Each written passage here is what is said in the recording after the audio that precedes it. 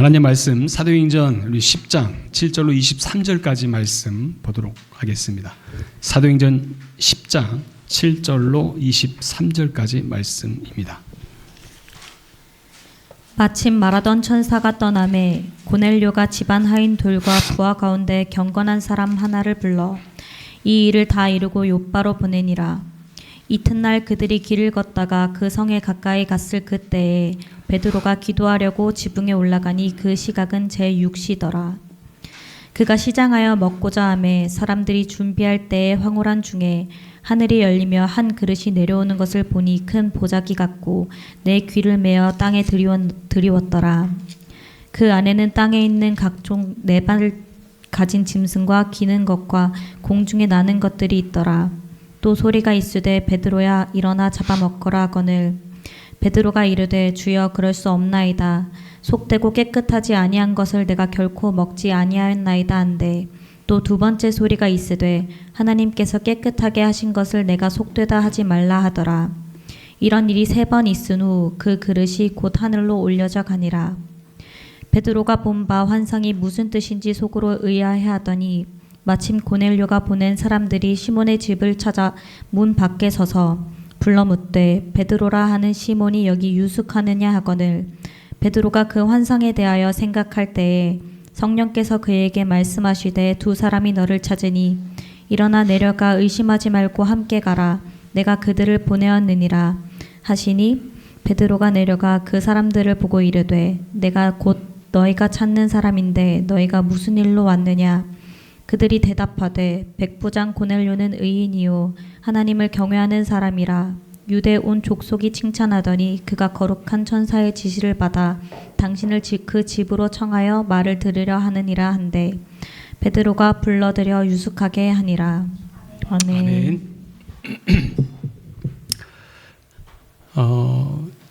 제가 선교지에 있을 때 보통 초창기 그런 생각을 하거든요. 예를 들어서 내가 어떤 사역을 할 것인가, 어떤 길을 갈 것인가, 또 어떤 선택을 할 것인가 참 고민이 많습니다. 여러분도 마찬가지로 독일에 처음 나왔을 때 갖게 되는 고민들이잖아요. 내가 어떻게 해야 되지? 어떤 선택을 해야 되지? 그럴 때마다 늘 우리는 때로는 다른 사람의 도움을 받기도 합니다. 내 인생의 선배로부터 나보다 먼저 그 길을 갔던 사람을 통해서 이럴 땐 이렇게 하는 거야 라고 하는 도움을 받게 되죠. 저는 제가 그 선교지에 있을 때 한 선배 선교사님이 그 말씀을 하시더라고요. 저한테 하셨던 말씀이 그거 내가 다 해봤는데 너 그렇게 하면 안 돼 라는 말씀이었어요. 근데 저는 개인적으로 물론 이제 그 선배님의 좋은 충고 내지는 때로는 본인이 경험했던 것을 이야기해 준 것에 대해서 참 감사했어요. 하지만 한편으로는 저는 어떤 마음이 있었냐면 왜 안 되지? 왜 안 될까? 저는 두 가지를 생각해 봤습니다. 하나는 뭐냐면 죄송하지만 그분이어서 안 될 수도 있어.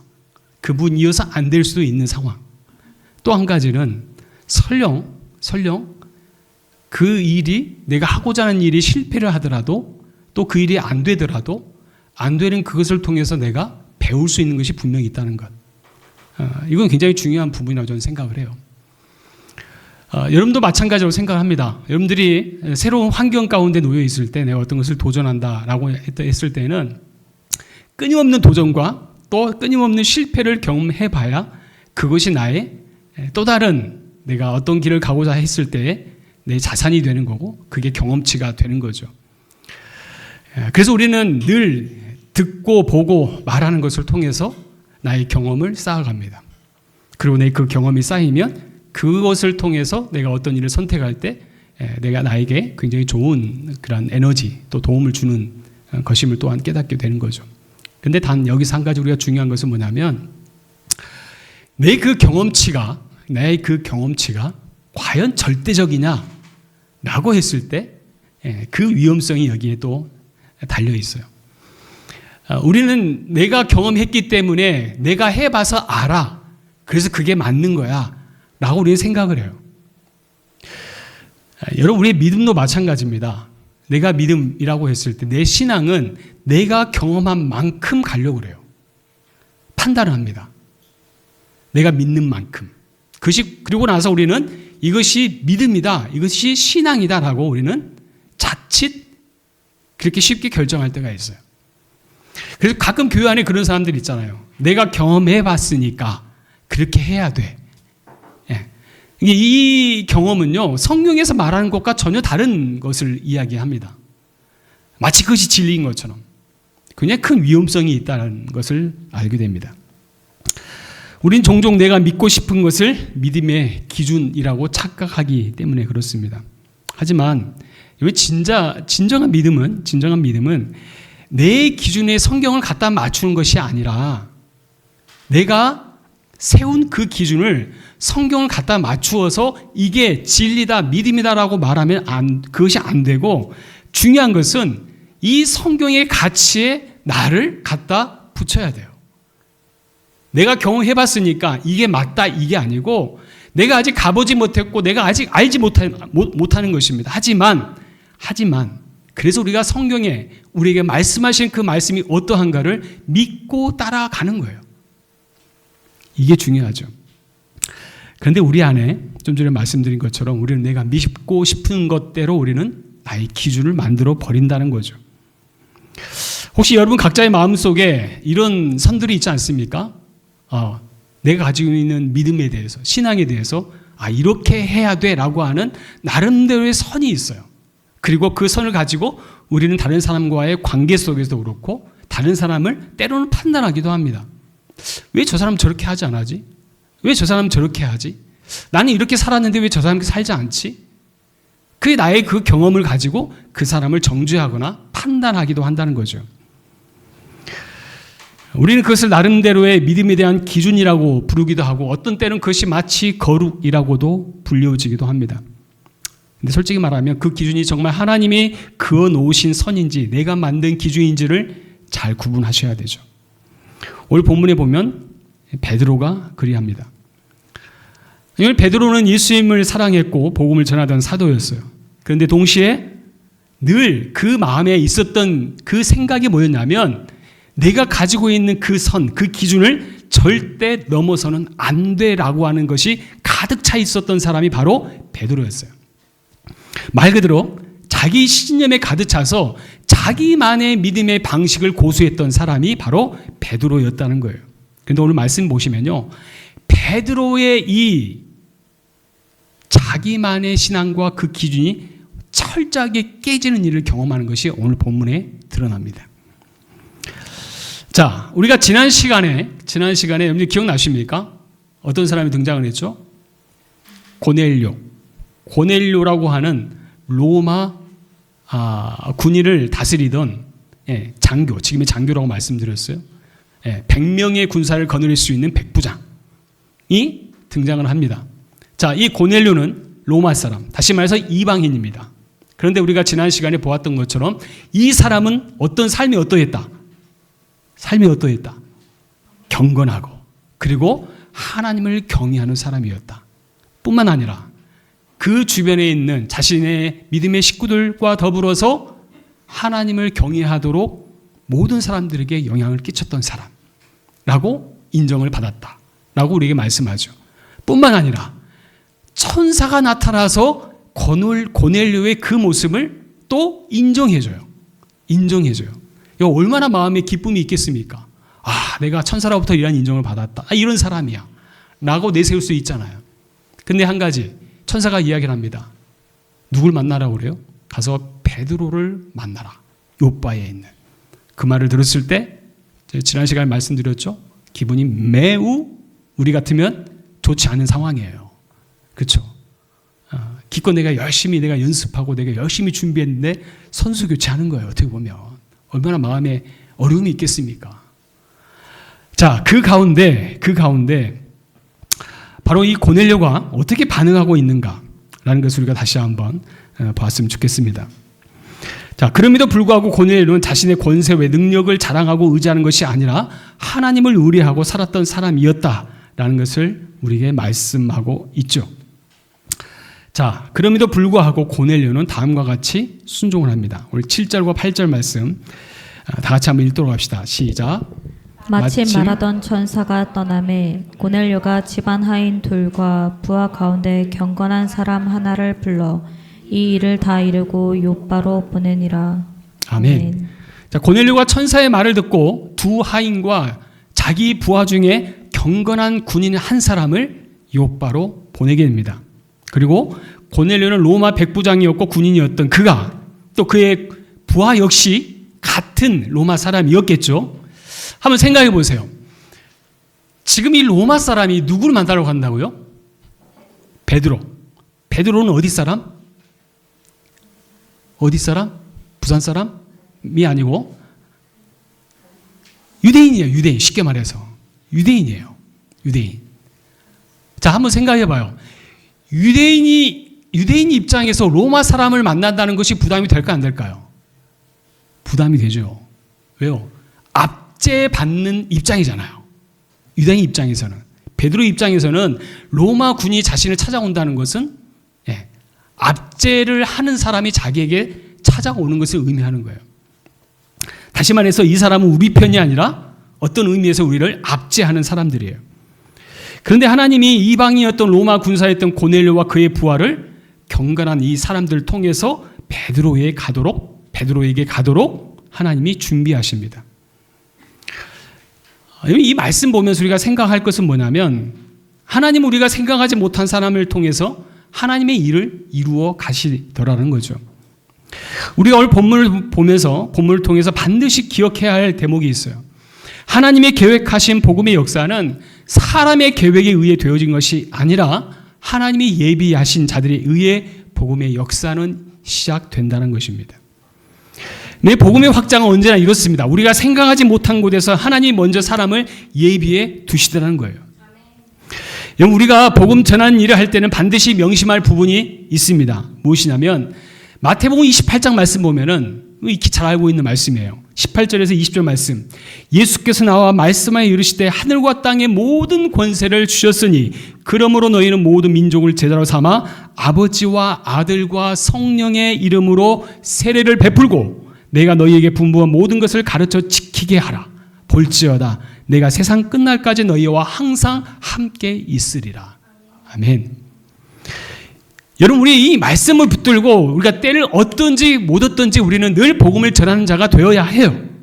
그렇지 않습니까? 이 사명이 우리에게 주어졌어요. 여기 이 사명은요, 목회자인 저 자신에게 뿐만 아니라 우리 모두에게 주신 하나님의 사명인 거예요. 자, 한 가지 여기서. 내가 복음을 전할 때 그렇다면 복음을 전하는 사람들마다 그 사람이 100% 예수 믿고 돌아옵니까? 그렇지 않아요. 그렇지 않아요. 안타깝게도 그렇지 않습니다. 복음을 전하는 주체는 우리 자신이지만 그래서 우리가 늘 깨닫게 되는 게 무엇이냐면 복음을 전하는 주체는 내 자신이지만 하지만 그 가운데 누가 역사하세요? 성령이 역사하세요. 성령이 역사하실 때 그 가운데 내가 전하는 말로 하여금 그들에게 복음이 들어가고 그 심령이 반응하여서 예수 믿게 되는 역사는 복음을 전하는 나에 의해서가 아니라 성령에 의해서 되어지는 거예요. 그래서 우리가 복음 전하는 자는 늘 어떤 마음을 가지고 살아야 돼요? 겸손함으로. 절대 교만해서는 안 되는 거죠. 설령 마태복음 28장 말씀에 예수님 우리에게 말씀하셨잖아요. 하늘과 땅의 모든 권세를 내가 너희에게 주었다. 하늘과 땅의 모든 권세. 얼마나 든든한 백이 있습니까? 그렇다면 우리가 하나님 앞에 겸손함으로 우리가 그 일을 행하는 자가 되어야 함을 우리에게 말씀하고 있다는 거죠. 그런데 우리가 이 사실을 인정하지 않고 복음을 전하고 또 복음을 전하면서 내가 하나님으로부터 받은 능력을 가지고 살아가면서 늘 우리의 마음 가운데 경계해야 될 것이 바로 이 겸손이에요. 겸손. 최근 몇 년 전부터 유튜브에 잘 알려진 그 젊은 복음 전도자가 있습니다. 제가 대략 보기에 30대 초반의 한 형제인데 이 친구가 소위 말해서 연예인 지망생이었어요. 얼굴이 엄청 잘생겼어요. 정말 잘났어요. 얼굴이 잘생겼어요. 근데 이 친구가 나중에 예수를 믿고 나서 그가 하나님으로부터 받은 그 마음, 사명을 가지고 남미에서 이 복음 전도자로 활동하기 시작을 합니다. 근데 하나님께서 은혜를 주셨던 것 같아요. 은사가 나타나고 또 그가 가는 곳마다 복음의 역사가 일어나고 남미에서 말 그대로 거의 연예인 같은 그런 그 대우? 하여튼 그 집회 현장에 가면 한국 사람인데도 불구하고 많은 사람들이 그 집회를 찾아갑니다. 남미 사람들이. 최근에도 이제 한국에서 이제 들어와서 이제 활동하기 시작을 했는데, 저는 참 귀하다고 생각을 했어요. 젊은 나이에 하나님 앞에 쓰임 받는다는 것이 얼마나 귀하고 복됩니까? 많은 한편으로 제가 안타까웠던 게 뭐냐면 그가 기도하는 것마다 역사가 나타나고 또 그가 가는 곳마다 회심이 일어나고 그러다 보니까 속된 말로 갈수록 기고만장해지는 거예요. 기고만장해져요. 마치 그곳에 있는 많은 사람들이 열광하는 모습이 마치 자신에 의해서 되는 것처럼 착각을 해요. 그래 한번 생각해 보세요. 이 젊은 전도자가 은사를 행하고 역사가 일어납니다. 그렇다면 이 권세와 능력은 누구로부터 오는 것입니까? 성령으로부터. 주님께서 부여하신 능력이잖아요. 나에게 있는 능력이 아니라 하나님 나에게 주신 은혜로 말미암아 그 일을 감당할 수 있다는 거죠. 근데 사람이 겸손하지 못하면 마치 그것이 자신의 것인 것처럼 그렇게 행사하더라는 거예요. 여러분 우리도 마찬가지입니다. 하나님께서 여러분 각자에게 주신 능력이 있어요. 우리는 그것을 달란트라고 표현합니다. 그리고 그 달란트를 가지고 여러분들은 때로는 음악으로, 때로는 나의 어떤 하는 일로, 때로는 학업으로, 때로는 나의 있는 자리에서 하나님 주신 달란트로 우리는 쓰임받는 자로서 우리는 이곳에 서 있습니다. 늘 우리가 생각해야 될 것이 무엇이냐면 내가 어떤 길을 내가 계획하는 그 길을 갈 때 그 되어진 일을 보면서 마치 내가 잘났다, 내가 잘해서다가 아니라 늘 마음 가운데 여러분들이 견지해야 될 것은 뭐냐면 하나님이 나에게 주신 달란트로 말미암아 내가 그 일을 감당할 수 있다라는 거예요. 성경에서 왜 은사를 말할 때 성경의 은사를 헬라어로 카리스마라고 이야기합니다. 카리스마. 들어봤어요? 카리스마 있다 그러죠. 예. 마치 어떤 자기 막 능력을 막 행하는 사람이 정말 카리스마 있다고 표현하잖아요. 근데 은사라는 말이에요. 근데 그 카리스마의 그 어원이 어디서 오냐면 카리스, 선물이란 뜻이에요. 다시 말해서 카리스마는, 은사는 하나님의 선물인 거예요. 내가 잘나서가 아니라 하나님께서 거둬주신 선물인 거예요. 그거 기억하셔야 돼요. 다시 말해서 우리는 하나님의 도구일 뿐 내 안에 성령께서 나를 통해서 역사하는 이유 단 한 가지인 것입니다. 자, 오늘 본문의 이방 로마 사람이었던 고넬료에게 복음을 전하기 위해서 이 성령 하나님께서 이 고넬료 부하를 통해 역사가 시작되는 것을 우리에게 말씀하고 있습니다. 다시 한번 말씀드리지만 이는 베드로가 능력이 많아서가 아니라 탁월해서가 아니라 하나님이 예비하신 은혜가 얼마나 큰 것임을 보여주는 중요한 사건이라는 거예요. 그 배후에 일하시는 하나님, 그것을 우리가 보자고 하는 거예요. 자, 베드로를 만나기 위해서 고넬료의 부하와 하인들이 욥바로 갈 무렵에 베드로가 뭘 하고 있어요? 한번 볼까요? 9절 10절 말씀입니다. 9절과 10절입니다. 시작. 이튿날 그들이 길을 가다가 그 성에 가까이 갔을 그때에 베드로가 기도하려고 지붕에 올라가니 그 시각은 제6시더라. 사람들이 준비할 때에 황홀한 중에. 아멘. 아멘. 자, 오늘 말씀을 다시 이 카메라가 고넬료와 고넬료의 부하에 집중하였다면 이제는 카메라를 돌려서 지금 어디로 비춰주고 있어요? 베드로를 향하고 있어요. 자, 이 베드로가 지금 뭐 하고 있습니까? 제9시쯤 낮 정오 12시입니다. 유대인들은 정한 시간에 기도하는 타이밍이 있어요. 딱 기도하는 그때예요. 근데 이때 베드로가 어떠했다? 생리적으로 매우 몹시 배가 고팠다. 배가 고파요. 지난주에 코스타 집회가 있었어요. 코스타 집회가 있었는데 은혜 가운데 집회를 잘 마치고 돌아왔어요. 여러분 가능하다면 우리 내년 코스타에도 우리 전교회 몇 명 안 되지만 늘 인당 100이잖아요. 함께 했으면 좋겠어요. 가서 은혜 받고 또 하나님 주신 은혜를 함께 누렸으면 좋겠다는 생각이 들어집니다.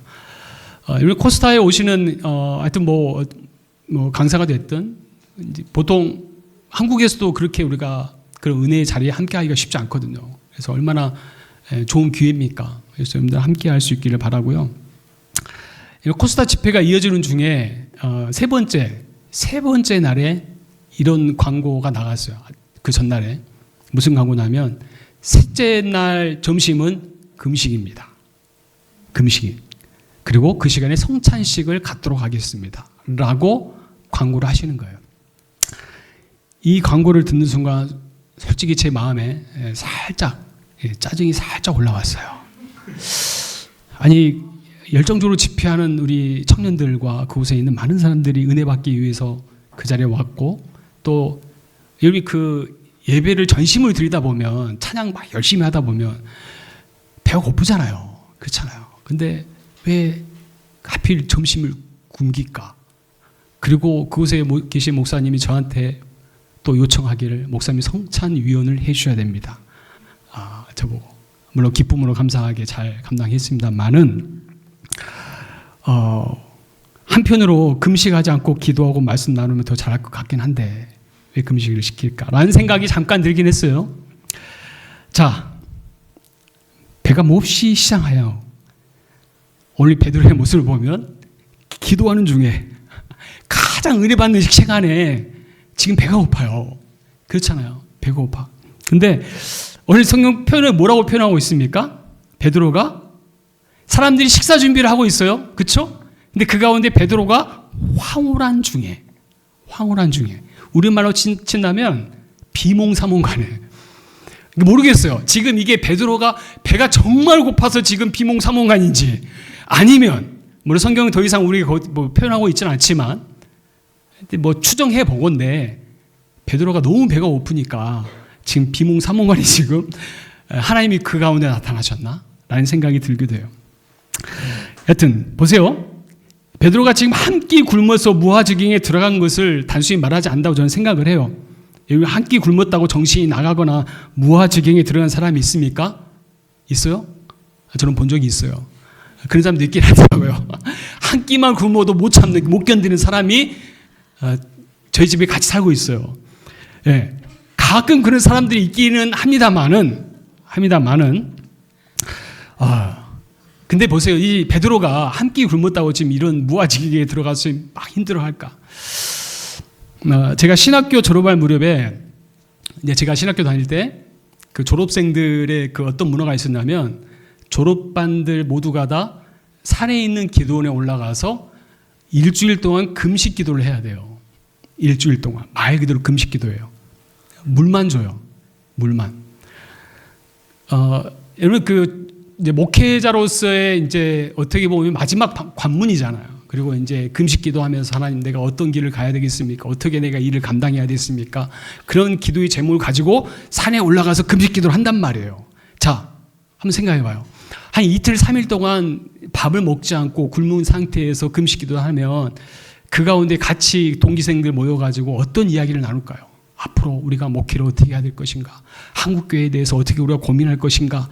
라고 하는 거국적인 어떤 이야기를 나눈 게 아니라 야, 금식 기도 끝나면 우리 뭐 먹으러 갈까? 짜장면이 좋을까? 짬뽕이 좋을까? 아니면 피자가 좋을까? 막 계속 떠올라요. 막 정말 힘들어요. 그때는 막 생각만 해도 군침이 막 나오고 막 정말 괴롭거든요. 진짜예요. 근데 보세요. 신기하게도 3일이 딱 지나잖아요. 그때부터는 배가 잘 고프지가 않아요. 그때부터는 배가 고프지가 않고 정말이에요. 정신이 더 또렷해져요. 배가 비어 있으니까 정신이 더 또렷해지고 그때부터 기도하고 말씀을 보는데 정말 하나님의 말씀이 더 확실하게 들어와요. 기도하는데 내 영이 맑아요. 잡생각이 다 떠나요. 꼭 여러분들 만약에 내가 뭐 정리가 안 된다. 뭐 일주일까지는 아니더라도 때로는 하나님 앞에 그런 금식의 시간도 필요하다라고 봐요. 어쩔 수 없이 강제에 의해서 금식을 해야 될 때도 있긴 하지만 예, 돈이 없다거나 뭐 그렇게 없어서 그럴 수도 있겠지만, 하지만 하나님 나에게 그런 마음을 주신다면 한 번쯤 저는 괜찮다고 봐요. 내 인생에 있어서 절대절명의 순간에 하나님의 뜻을 구하기 위해. 예, 정말 정신이 맑아져요. 저는 이 베드로의 이 모습을 보면서 그런 생각이 딱 들었어요. 베드로가 지금 비몽사몽간에 한 끼를 못 먹어서 막 이게 아니고, 그 가운데 하나님의 뜻이 가장 선명하게 드러나는 그 순간이 지금 이 순간이라는 거예요. 자, 보세요. 이때 하나님이 지금 베드로에게 나타나서 하시는 말씀이 무슨 말씀을 하십니까? 어떤 말씀을 해요? 11절에서 16절 말씀 보세요. 11절에서 16절 말씀 같이 읽겠습니다. 시작. 하늘이 열리며 한 그릇이 내려온 것을 보니 큰 보자기 같고 내 귀를 메어 땅에 들이웠더라. 그 안에는 땅에 있는 각종 네 발 가진 짐승과 기는 것과 공중에 나른 것들이 있더라. 또 소리가 있으되 베드로야 일어나 잡아 먹으라 하거늘 베드로가 이르되 주여 그럴 수 없나이다. 속되고 깨끗하지 아니한 것을 내가 결코 먹지 아니하였나이다 한데, 또 두 번째 소리가 있으되 하나님께서 깨끗하게 하신 것을 내가 속되다 하지 말라 하더니, 이런 일이 세 번 있은 후 그릇이 곧 하늘로 올라져 가니라. 아멘. 아멘. 하늘에서 큰 보자기 같은 그릇이 내려왔어요. 큰 그릇이 내려와요. 배가 고픈데. 짜장면 배 들어온 게 아니에요. 자, 그 안에 뭐가 있어요? 각종 네 발 가진 짐승과 기는 것과 공중의 새들이 그 안에 가득했다. 유대인들이 부정하게 여기는 것들. 그리고 음성이 들립니다. 베드로야, 일어나 잡아먹어라. 잡아먹어라. 베드로가 뭐라 합니까? 주여 그럴 수 없습니다. 속되거나 깨끗하지 아니한 것을 내가 결코 먹지 아니하겠습니다. 베드로가 이야기해요. 여러분, 이것은요 베드로의 단순한 입맛의 문제가 아니에요. 마치 여러분 중에 오이를 못 먹거나 토마토를 못 먹거나 뭐 그런 것 때문에 지금 베드로가 지금 안 먹는 게 아니라 부정하다고 여기는 것 때문에 지금 거부해요. 베드로는 혈통과 율법, 그리고 신앙 양식, 그리고 민족의 정체성, 이 모든 것에 한꺼번에 반응하는 거예요. 하나님, 저는 율법을 지키는 사람이에요. 저는 유대인입니다. 저는 구별된 당신의 백성입니다. 그래서 저는 저런 거 만지지도 먹지도 않을 거예요. 라고 베드로가 이야기해요. 근데 하나님이 끝까지 이야기하십니다. 내가 속되다 하는 것을 너 스스로 내가 정의하지 마. 하나님 세 번이나 말씀하세요. 여러분, 베드로 입장에서 이 상황이 정말 당황스럽지 않았겠습니까?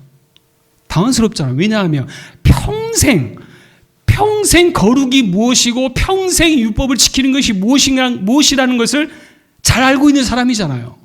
그렇게 믿고 살아왔잖아요. 그런데 이 모든 것을 부정당하는 지금 상황이 있는 거예요. 이거 어떨 것 같아요? 내가 믿고 따랐던 것이, 이 모든 것이 다 이게 아니라고? 얼마나 당황하겠습니까? 이를 어떻게 내가 해석을 해야 되지?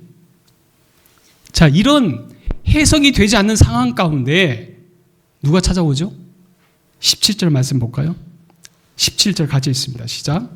베드로가 본 바 환상이 무슨 뜻인지 속으로 의아해하더니 마침 고넬료가 보낸 사람들이 시몬의 집을 찾아 문 밖에 서서. 아멘. 보세요. 베드로가 지금 환상을 보고 해석이 돼요, 안 돼요? 해석이 안 돼요. 이게 무슨 말이야? 아니, 내가 지금까지 믿고 따랐던 것에 대해서 지금 부정당하는 일이 지금 발생이 됐는데 지금 이해가 되지 않아요. 근데 이때 누가 찾아와요? 고넬료의 부하들이 찾아옵니다. 그리고 17절에서 20절까지 말씀 보면은 이 고넬료가 보낸 사람들은 이 베드로가 머무는 집 문 앞에 도착하여 베드로를 찾게 됩니다. 그리고 성령이 말씀하십니다. 뭐라고 말씀하죠? 두 사람이 너를 찾으니 일어나 내려가 의심하지 말고 함께 가라. 내가 그들을 보내었다. 여러분, 이 환상이 왜 필요했을까요? 아까 제가 초반에도 말씀드렸지만 이 로마 군인들, 부하는 어떤 사람? 로마 이방인들이에요. 그렇다면 베드로 입장에서는 이 사람들을 어떻게 생각해요? 배척해야 될 대상인 거예요. 그가 아무리 예수를 믿고 복음을 받아들였어도 그 마음 가운데 여전히 그 마음의 편견이 무엇이냐면 이 사람들은 예수를 믿어서는 안 되는 사람으로 생각을 했을 거예요. 베드로 생각에는. 그렇죠? 아유, 이 사람은 내가 가지고 있는 신앙 기준에서는 이 사람들은 다 불합격이야. 이 사람들은 예수를 믿어서는 안 돼. 예. 근데 하나님이 이 모든 것을 깨는 작업을 무엇을 통해서 하셨다고요? 이 환상을 통해서 하신 거예요. 너가 지금까지 믿고 따랐던 거, 너의 신앙의 기준, 너의 그 경험? 아니야. 내가 너한테 말하는 거잖아. 그 사람들을 마음에 너희가 받아들여야 돼. 라고 하는 거예요. 21절과 23절 말씀 베드로가 내려가서 말합니다. 뭐라고 말씀합니까? 내가 곧 너희가 찾는 사람인데 무슨 일로 왔느냐? 이때 하인과 군인이 많아져. 고넬료라는 사람은 의롭고 하나님을 경외하는 사람이고 온 유대 사람이 칭찬한 사람인데 거룩한 천사가 당신을 그의 집으로 청하여 내게 할 말을 들으라 하였나이다. 당신의 말을 들으라 하였습니다. 그리고 23절 말씀 보면은 베드로가 어떻게 합니까? 그들을 어떻게 불러들여 유숙하게 했다. 여러분, 지금 이 상황이 베드로에게 정말 받아들이기 쉽지 않는 상황이에요. 그리고 더 놀라운 사실은 23절 말씀 보면요, 유대인이 이방인을 자신의 집에 들여서 잠을 재웠다? 이건 돌 맞아 죽을 일이에요. 유대인들 입장에서는. 유대인 입장에서는 이방인과 같이 이야기하고 같이 밥을 먹는 것도 여러분들 보시면 나중에 갈라디아서 말씀 보면요, 기가 막히게도 베드로가 이방인과 밥을 먹다가 옆에서 누가 이야기해요. 야, 베드로가 지금 이방인과 지금 밥을 먹고 있대. 하니 갑자기 밥 먹다가 베드로가 도망가 버려요. 정말이에요. 이런 일을 경험했어도 그래요. 이거 무슨 말이에요? 유대인들은 이방인과 함께 겸상도 하면 안 돼요. 그들의 문화에 따르면. 이야기도 해둬서 안 돼요. 근데 베드로가 그들을 청해서 잠을 재웠다? 이건 엄청난 놀라운 사건인 거예요. 여러분, 이게 가능한 이유가 어디 있어요? 베드로가 지금 뭘 경험했어요? 환상을 경험을 하고, 그리고 그 환상이 이들에 대한 마음을 어떻게 가져야 될 것인가를 베드로는 깨달았던 거예요. 아, 내 신앙의 지식과 내 경험으로 이들을 배척하고 이들을 밀어낼 것이 아니라 내가 그들을 복음으로 말미암아 그들을 내 마음에 품어야 되겠구나 라고 마음에 결단하게 되었다는 사실입니다. 여러분, 그거 아세요? 우리 역시 베드로와 같은 이런 편견을 가지고 살아가고 있어요. 마치 베드로처럼 믿음에 있어 나의 기준을 세웁니다. 적어도 예수 믿는 사람이다 라고 말할 정도의 사람이 되려면 자신만의 신앙의 기준을 설정해 놓습니다. 그리고 그 신앙의 설정이, 그 공식이 깨지면 우리는 그걸 못 견뎌야 해요. 어떻게 그럴 수 있어? 제가 알고 있는 한 목사님은 지금 목회하고 계시는데 청빙받아 그 교회를 가셨어요. 근데 이 목사님이 보통 목사님이 교회 청빙받아 가시면 그 교회에서 자기 소신껏 목회하는 것이 그러니까 처음부터 그렇게 무리하게 해서는 안 돼요. 보통 1년 내지는 2년 동안은 그 교회 서로 간의 적응 기간이 필요합니다. 그래서 목사님이 한 2년 정도 지나서 새벽에 새벽 기도회를 하는데 목사님이 늘 아쉬움이 있었대요. 새벽 예배가 마치고 나서 각자 개인 기도를 하잖아요. 이때 그냥 조용해요. 그러니까 음악이 없었어요. 보통 우리가 기도회 하면 음악을 좀 살짝 틀어놓잖아요. 그래서 목사님이 한 2년 정도 지나서 새벽 기도회 때 이제 개인 기도 들어갈 때는 교회에 좀 찬양을 좀 틀어주면 좋겠다라고 해서 목사님 방송실에 부탁을 해서 찬양을 틀었어요. 찬양을 틀었는데 목사님이 정말 은혜, 이제 정말 분위기 좋다. 예. 그런 마음으로 이제 기도하는 중에 기도를 하고 있는데 갑자기 음악이 턱 꺼지는 거예요. 그러면서 갑자기 어느 장로님이 목사님에게 뚜벅뚜벅 찾아오셨어요. 예. 이 장로님은 그 교회 개척 멤버예요. 개척 멤버. 그래서 장로님이 하시는 말씀 뭐라고 한 줄 아세요? 목사님, 우리 교회는 개척할 무렵부터 지금까지 새벽기도 시간에 음악을 틀은 적이 없습니다. 우리 교회 정통입니다. 전통입니다. 라고 하는 거예요. 여러분 이게 성경에 어디 이렇게 기록되어 있습니까? 새벽기도 시간에 음악 틀면 안 된다. 예. 뭐예요? 자기 경험인 거예요. 자기의 경험. 그게 자기의 신앙 기준이 되어버린 거예요. 안타까운 것은 교회 문화가 정착이 되고 자리를 잡게 되면 그게 전통이 되고 여기에서 벗어나면 우리의 믿음도 벗어난다는 생각을 갖게 됩니다. 이것은 신앙이 아니라 자기 신념인 거예요. 신념. 이건 꼭 기억하셔야 돼요. 내가 경험한 만큼 내가 믿겠다. 내가 가본 만큼 가보겠다. 들은 만큼 듣겠다. 이건 자기의 기준인 거예요. 여러분 꼭 기억하셔야 돼요. 우리의 믿음은요. 오늘 우리에게 주시는 이 말씀을 통해서 우리에게 말씀하신 바 우리에게 가라고 한 만큼 우리가 가면 되는 거고 내가 말씀을 듣고 행하라고 말씀하시는 그 행함 앞에 우리가 순종하면 되는 거예요. 나의 경험과 나의 뜻이 중요한 게 아니라 하나님이 나에게 어떻게 말씀하시는가에 우리는 그 어떻게 순종하는가라고 하는 것이 우리가 가져야 될 마음이라는 사실입니다. 오늘 베드로의 이 생각과 가치관이 부서지는 경험을 하게 되었어요. 어떻게 이게 가능했다고요? 아까도 말씀드렸지만 베드로는 이 환상을 통해서 내가 가지고 있는 이 가치와 이 모든 생각이 잘못됐구나 라는 것을 깨닫고 하나님 말씀에 순종하기 시작하더라는 것이죠. 예수 그리스도의 십자가 부활과 그 은혜로 말미암아 어떻게 보면 베드로가 비로소 그의 영적인 눈이 뜨여지고 이제는 편견이 아닌 이제는 그리스도의 마음으로 모든 일을 품을 수 있는 자가 되었던 것처럼 저는 이 시간 우리 더사랑교회가 그랬으면 좋겠어요.